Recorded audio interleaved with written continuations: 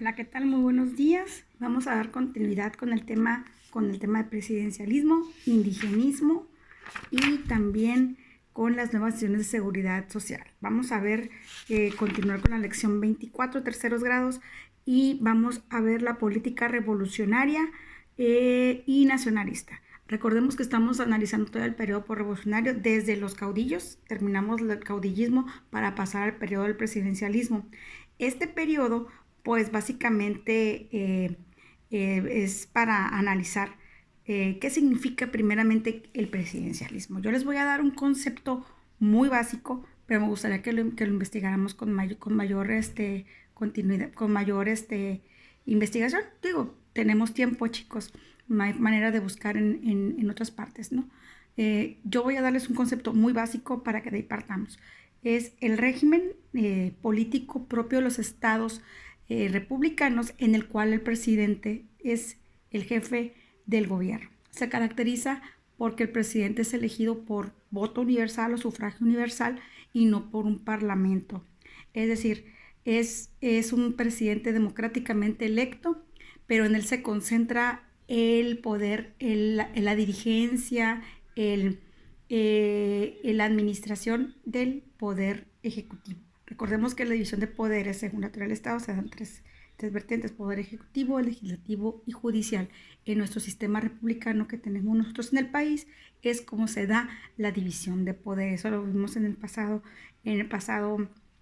examen, ¿no? Entonces vamos a ver cómo la figura del presidente se vuelve más importante, cada vez más importante en nuestro país hasta la fecha, ¿no? Yo ahorita les preguntaría, ¿no? Si realmente hoy en día la figura del presidencialismo ha beneficiado a México. Se han dado presidentes desde Adolfo de la Huerta hasta Peña Nieto, todos presidentes, hasta antes del año 2000 fue la figura con un solo partido hegemónico, que fue el PNR en un principio porque eran caudillos, luego el Partido Revolucionario Mexicano y para después llegar al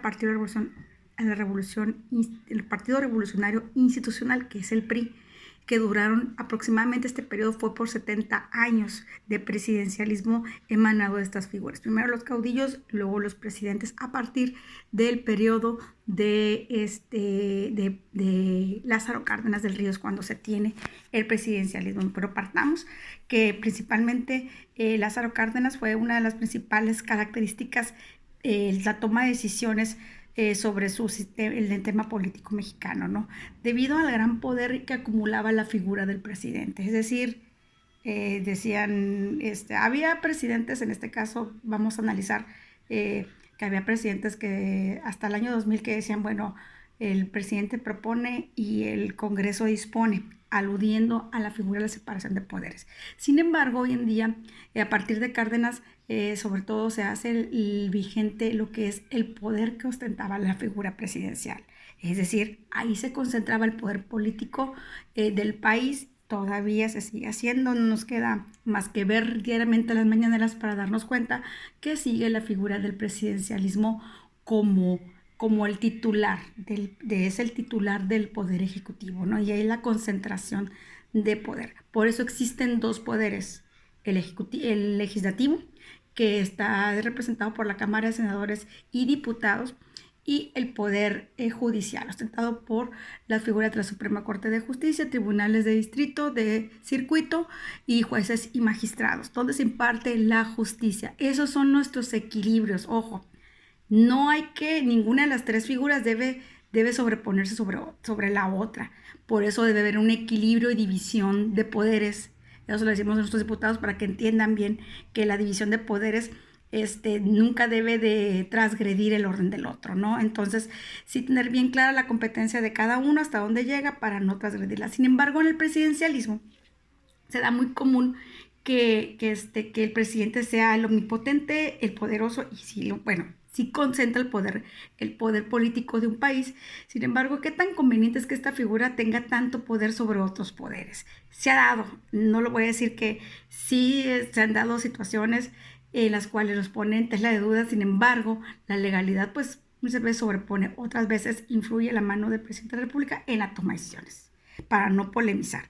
Entonces, hoy en día podemos, que las iniciativas del presidente son presentadas ante el Congreso de la Unión para ser contempladas las iniciativas que ellos presentan. Es el equilibrio. Sin embargo, hay gobiernos posteriores a la Revolución Mexicana que se dotaron al presidente de otras características no previstas en la Constitución, sino hasta el año 2000 pues se da la alternancia con otro partido diferente. Vamos a hablar desde que el presidente proponía antes, cuando existía un solo partido político, que hoy en día pues la Cámara de Diputados no está concentrada por un solo. Yo creo que ahorita podemos ver un ejemplo vivo y claro del presidencialismo, chicos. Es cuestión de observar, que les voy a encargar de tarea eso precisamente, ¿no? Que ustedes analicen las figuras del presidente y el rol que desempeñan en la administración. Aquí es bien importante que ver el equilibrio que se ejerce en ese poder, ¿no? Al hecho de que no haya una oposición política y que tengas totalmente de tu lado al Congreso y la Cámara de Senadores para la toma de decisiones. Es muy riesgoso. Es como antes del 2000 se daba esa digamos, variedad de criterios, y también la oposición tenía representación, ¿no? Entonces, por eso es bien importante poner en consideración que esas funciones del presidente pues deben encaminarse al bienestar, a la administración pública sobre todo. Y pues en la época de Cárdenas el presidencialismo adoptó esa titularidad, ese liderazgo, sobre todo con las causas sociales, ¿no? Igual como se pretende hacer hoy en día con el gobierno actual de López Obrador. Entonces, sí son los representantes que fueron electos por el pueblo, deben de asumir su función de árbitros en conflictos difíciles, sociales sobre todo, y también de ser, en este caso, quien propone las leyes al legislativo. Es decir, hay equilibrio de poderes, ¿no? Entonces, sí analizar que la figura hasta antes del 34 fueron caudillos. Después de 1934 hasta 1970 es cuando empieza otro régimen que empieza con la hegemonía de un solo partido político, desde el PRR, PRM al PRI, y precisamente ahí es donde se dan las decisiones de los presidentes en esa figura llamada presidencialismo. Entonces, vamos a observar la elección 24, precisamente esto. Ustedes van a identificar cuántos presidentes ha tenido México y sobre todo las características de cada periodo, ¿no? O sea, más o menos para ponernos a investigar y que como curiosidad lo vayan a grandes rasgos les voy a dar así rápido. En el caso de, vamos a partir de, pues con Calles, que precisamente fue las causas sociales y sobre todo una política de Estado centrada en el presidente para llevar a cabo la repartición de los territorios, cumplir con la reforma agraria, cumplir con una educación laica y obligatoria, y también con la expropiación pues en este caso de la expropiación petrolera, pero también de las empresas controladas por extranjeros, ¿no? Que fueran de la nación. Un enfoque un poco más socialista. De hecho, en la Constitución se le cambió a la educación en el periodo de Cárdenas, educación socialista por educación para la ciencia y la tecnología, que buscaba quitarle esa connotación socialista que causaba mucho ruido políticamente en ese periodo, sobre todo por la Guerra Fría, sobre todo como representante de la revolución. Los presidentes asumieron la función también de alguna manera de árbitros, de que se lleven a cabo los conflictos entre las clases sociales. Más en el tiempo se convirtieron en una especie de tutores de las clases populares. Había un control también sobre la política pública y sobre todo sobre lo que se decía en medios de comunicación. Vamos a escoger así al azar otro periodo. Voy a irme hasta Gustavo Díaz Ordaz. El periodo de Gustavo Díaz Ordaz fue de 1964 a 1970. Más adelante vamos a ver esos conflictos. Las decisiones del presidente llevaron a tomar decisiones sobre conflictos públicos en el caso de los estudiantes del 68, las revueltas que hubo en el 68, y también sobre medidas económicas. En el 82, con José López Portillo, que fue de 1982 de 1976 a 1982, fue el periodo de la administración de José López Portillo. Ahí se tomaron decisiones económicas, la verdad, muy fuertes, y esto se hizo con la figura del presidencialismo en contubernio, obviamente, con el Congreso de la Unión, porque también tenía López Portillo a la mayoría del Congreso priista y pudo tomar decisiones que afectaron mucho el bolsillo de los mexicanos. Vamos a pasar del otro lado a Carlos Salinas de Gortari, que Carlos Salinas de Gortari fue de 1988 a 2004. Ahí se tomaron medidas neoliberales, ahorita muy aludidas y muy criticadas por este gobierno actual. Vamos a llegar al 2000 con la alternancia al poder con otro partido distinto, con Vicente Fox Quesada, que igual, controvertido, todo el mundo esperábamos un cambio, no se dio la apertura en ciertas cosas, se creó el Seguro Popular, que ya pasó a ser INSABI por una decisión presidencial, y pues básicamente era un partido diferente gobernando, ¿no? En este caso con Vicente Fox, se dio mucha libertad de expresión con Vicente Fox. También, sin embargo, hubo estabilidad económica, pero muy controvertido a la hora de comunicar sus decisiones para sus gobernados.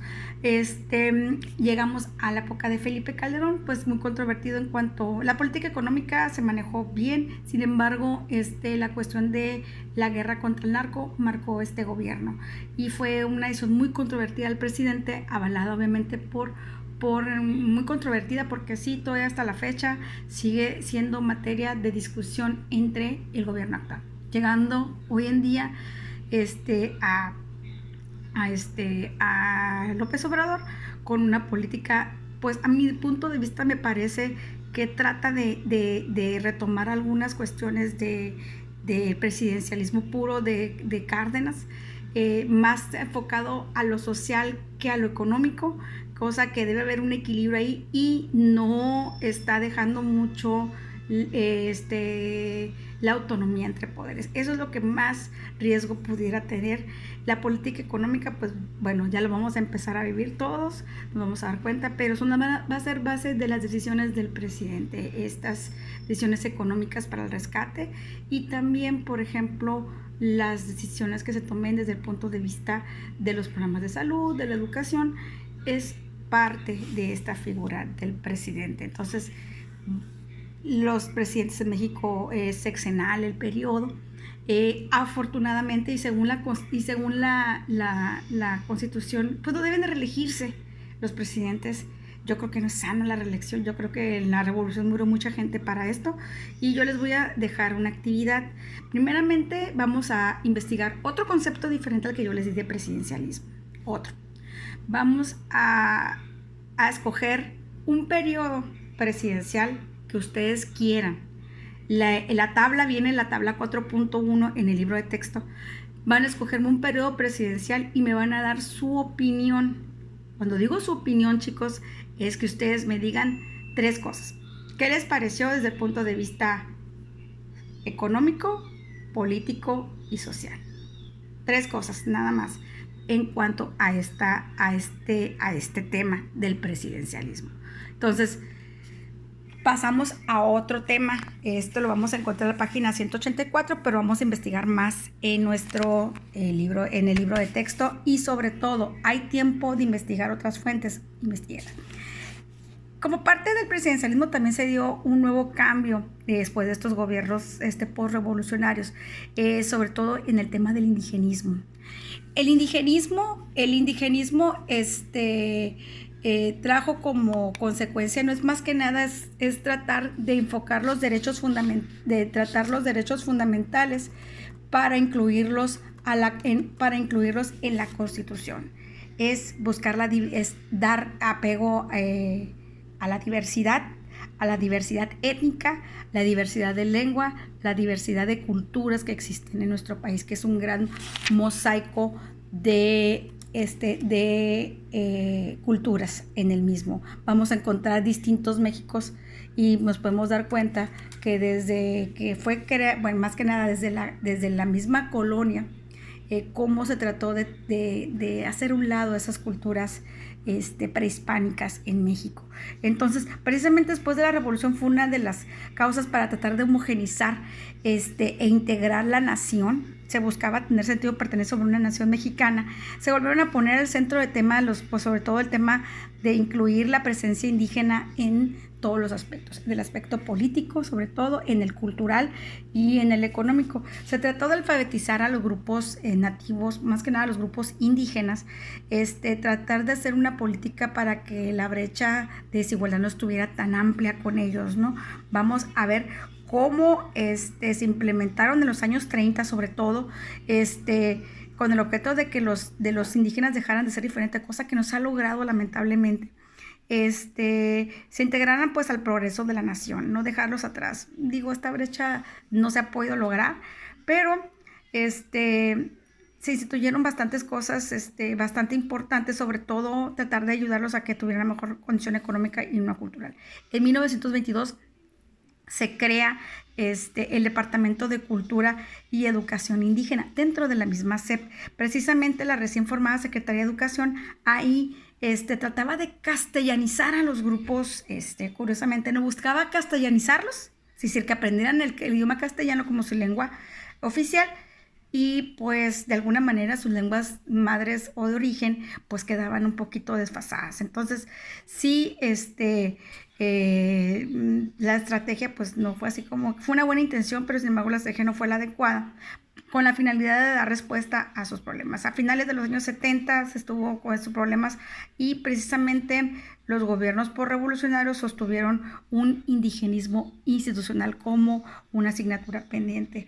En 1948 se crea el Instituto Nacional Indigenista, que nació con el objetivo de llevar a cabo investigaciones, sobre todo sobre las distintas etnias del país, con la finalidad de canalizar recursos y también de tratar de crear mayores programas para el desarrollo de las mismas comunidades indígenas. Entonces, de esta manera también fue otra de las causas, el tratar, después de la revolución, el tratar de incorporar a los pueblos indígenas, ¿no? Qué importancia tienen, muchísima, es parte de nuestra cultura y de nuestras raíces, ¿no?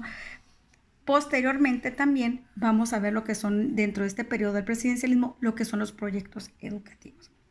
Después de la inclusión de la educación gratuita y después de que Cárdenas instituyó lo que es la educación para la investigación, la ciencia y la tecnología, también hubo proyectos educativos precisamente de la mano de ese artículo tercero de la Constitución de 1917, que estaban precisamente, por ejemplo, en 1920 el 77% de la población pues eran analfabetas. Entonces el primer paso fue alfabetizar al pueblo mexicano. Posteriormente pues se creó también para que tengan más acceso a la escuela. En 1921, tras iniciativa de José Vasconcelos, se crea la Secretaría de Educación Pública con la finalidad y se comenzó la construcción del Sistema Federal de Educación. Es decir, que todos los estados tuvieran el mismo plan y programa de estudios en toda la República. Es la intención, y también de bajar los programas adecuados. Con Vasconcelos hizo una verdadera revolución educativa y también y cultural, ¿no? Se inauguraron muchísimas escuelas, se abrieron bibliotecas públicas, también universidades y centros culturales a lo largo y ancho del país. Se promovió una de las más grandes campañas de alfabetización del país y fueron publicados decenas de libros también para que tuviera un fuerte impulso también lo que es la cultura, sobre todo el mural, se dio mucho el auge con Rivera, con con Orozco, con David Alfaro Siqueiros. Entonces, básicamente era promover las acciones del trabajo de gobierno a través de estos murales. En el 34 el gobierno de Cárdenas modificó la Constitución, como les había comentado, porque en un inicio había establecido la Constitución como socialista. Entonces, con la idea de instruir a los jóvenes alumnos en la tecnología y sobre todo de manera científica y moderna.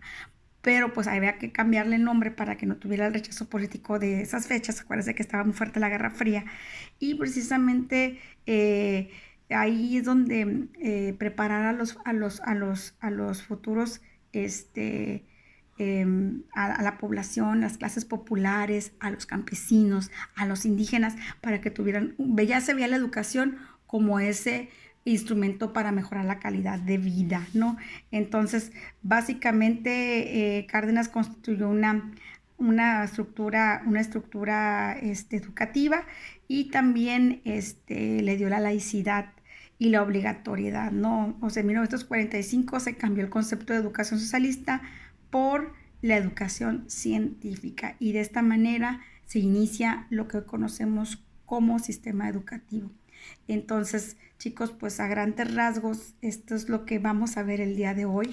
Yo les voy a encargar que me chequen las páginas de las 184, 185 y 186 para hacer la actividad que les voy a dejar en tarea. Está muy sencillo. Yo prefiero irme por conceptos. Para que nos quede bien claro, como les digo, me quedé pendiente con el tema de nuevas decisiones. Bueno, vamos a ver que en el 43 vamos a darlo de una vez para que quede ya como parte de lo que tenemos de nuestro Classroom. Nuevas decisiones de seguridad social, que se creó en 1943. El presidente Miguel Ávila Camacho crea el Instituto Mexicano del Seguro Social, cosa que hoy en día ustedes van, se atienden, y todo trabajador debe tener derecho a su seguridad social, atención médica y seguridad social.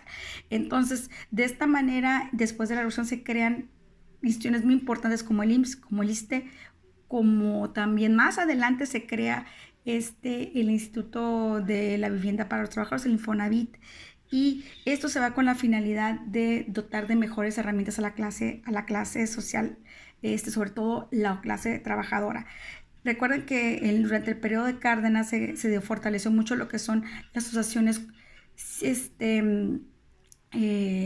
de obreros y de campesinos. Lo que buscaba este sistema de seguridad social era mejorar esas condiciones de vida de estos sectores de la población muy vulnerables, que ya está muy visto desde Porfirio Díaz, que hacía falta un sistema que apoyara y que dotara de, sobre todo, seguridad social. Entonces, era una manera de llevarse. Crean, por ejemplo, en el 43 se crea el IMSS, en 1960 se crea el Instituto de Seguridad y Servicios Sociales para los Trabajadores del Estado, lo que conocemos como el ISSSTE, y por su parte también se empezó a dotar de muchas obras y vivienda para los trabajadores, para después posteriormente llegar a la creación del Infonavit. La fundación del IMSS significó el gran fortalecimiento que hasta hoy en día sigue siendo la gran columna vertebral. No es por nada, pero podemos ver que ahorita con la pandemia quien hace fuerte el sistema de salud es pues el IMSS y el ISSSTE, y también los sistemas de salud de los estados, ¿no? Entonces, una forma también de que el estado puede garantizar una mejor calidad de vida, dar apoyo económica y socialmente hablando. Esta política ha sido adoptada por otros gobiernos del mundo. Sin embargo, México las implementó, obviamente también incluir a los indígenas, y sin embargo, pues lamentablemente pues no todos tuvieron acceso a este sistema. Sin embargo, se busca que tenga una mayor equidad en cuanto a la impartición de servicios de seguridad social y sobre todo de salud, ¿no?, para los trabajadores. Entonces, a grandes rasgos, chicos, esto es lo que va en la clase. Les comento las lecturas, la van a efectuar desde la página 184 hacia la 187. Yo les voy a poner en tarea para que puedan llevar a cabo la actividad de estos 3 temas. Vamos a tratar de ver 3 temas por sesión para poder continuar y terminar en lo previsto de la planeación que tenemos para nuestro curso. Sin más, pues yo los dejo. Que tengan buena tarde, chicos. Los que faltan de incluir, si saben de alguien que falta de incluirse al Classroom, les estoy mandando correos para las actividades, y les voy a mandar mi teléfono para que vía WhatsApp ponerlos al corriente. Muchísimas gracias y pues nos vemos mañana. Adiós.